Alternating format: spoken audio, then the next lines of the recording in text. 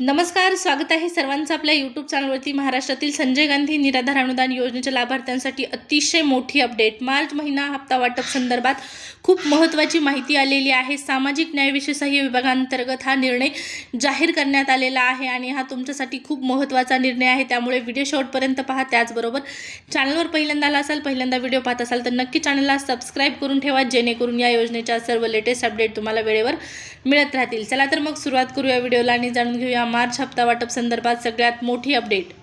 तर पहा, मार्च हप्ता वाटप संदर्भात या ठिकाणी आपण माहिती पाहत आहोत। कालच्या तारखेला तुम्हाला माहित आहे पोर्टलवरती जी तारीख देण्यात आलेली होती, परवाच्या दिवशी मेसेज पडला पोर्टलवर की निराधार लाभार्थ्यांना 11 तारखेपासून वितरणाची प्रक्रिया सुरू करण्यात येणार आहे। 11 ते 12 तारखेदरम्यान पोर्टल बंद राहणार आहे सदर कालावधीत आणि पोर्टलवरील लाभ वितरण करण्याची प्रक्रिया सुरू असल्या कारणाने त्या ठिकाणी पोर्टल सक्रिय राहणार नाही, बंद राहणार आहे। त्यामुळे लाभार्थी खुश झाले होते की चला बाबा, आता आपल्याला पाडव्याच्या अगोदर निराधार योजनेच्या सर्व लाभार्थ्यांना हप्ता जो आहे तो जमा होणार आहे।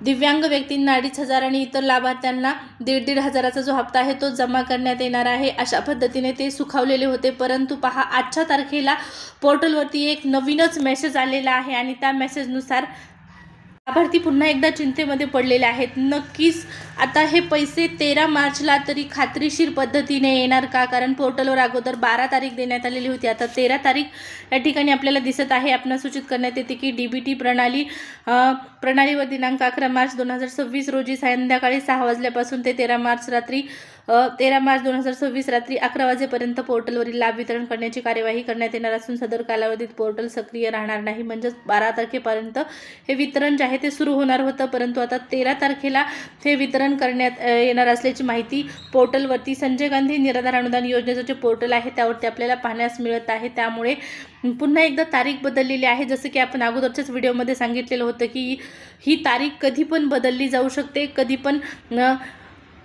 या अगोदर तारीख बदललेली आहे आणि एका वेगळ्याच तारखेला वितरण केलं जात आहे। तारीख एक वेगळी देतात पोर्टलवरती, त्यानंतर ती तारीख बदलली जाते, पुन्हा एका वेगळ्याच तारखेला लाभार्थ्यांच्या खात्यामध्ये पैसे जमा केले जातात। ही संपूर्ण गोंधळाची परिस्थिती निराधार योजनेच्या लाभार्थ्यांना दर महिन्याला फेस करावी लागत आहे। अनेक अडचणींना सामोरं जावं लागत आहे या लाभार्थ्यांना। त्यामुळे सरकारला कृपया विनंती आहे की निराधार योजनेच्या लाभार्थ्यांना एक फिक्स तारीख द्या आणि त्या तारखेला तुम्ही पैसे जे आहेत ते जमा करा, सर्वांना वेळेवर पैसे जमा करा। आता 13 तारखेला तरी पैसे येतात की नाही हा एक प्रश्न अनुत्तरित आहे। आणखीन कुणालाही पैसे आलेले नाही, जसे पैसे जमा होतील तसं मी चॅनलवरती सांगणार आहे, त्यामुळे सबस्क्राईब करा चॅनलला।